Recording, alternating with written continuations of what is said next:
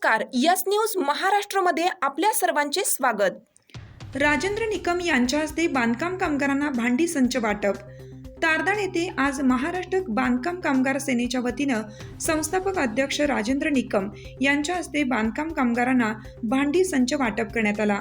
बांधकाम कामगारांना भांडी सेट वाटप तारदाळ गावच्या माजी सरपंच शाराबाई कांबळे, बांधकाम कामगार सेनेचे जिल्हा अध्यक्ष बेगम नदाब व जिल्हा उपाध्यक्ष सलमा शेख, तालुका अध्यक्ष इम्तियाज शेख, तारदाळ ग्रामपंचायत सदस्य नयन कांबळे, नितीन खोचरे व तारदाळ गाव अध्यक्ष हेमा कांबळे यांच्या हस्ते भांडी संच वाटप करण्यात आला।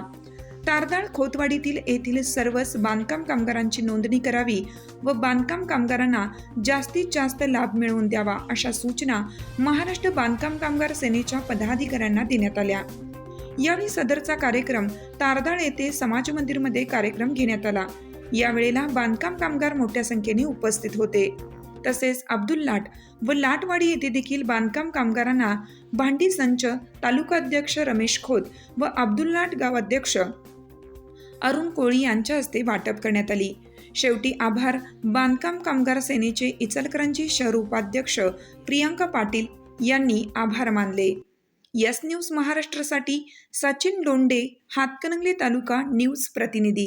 खरोखरच या जे गरीब घराण्यातल्या महिला आहेत, जेंट्स आहेत, यांना न्याय मिळवून देण्यासाठी आमच्या महाराष्ट्र बांधकाम कामगार सेनेच्या तारदाळ शहराध्यक्षा हेमा कांबळे यांनी चांगल्या पद्धतीनं थोड्या दिवसात आमच्या संघटनेमध्ये काम करायला सुरुवात करून एक तारदाळमध्ये चांगल्या पद्धतीनं कामगार संघटनेचं नाव लेखी केल्यामुळं आम्ही महाराष्ट्र बांधकाम कामगार सेनेच्या वतीनं आमच्या महिला आघाडीच्या जिल्हाध्यक्षा बेगम नदाब आणि जिल्हा उपाध्यक्ष सलमा शेख यांचा सत्कार मी त्यांचं स्वागत करते।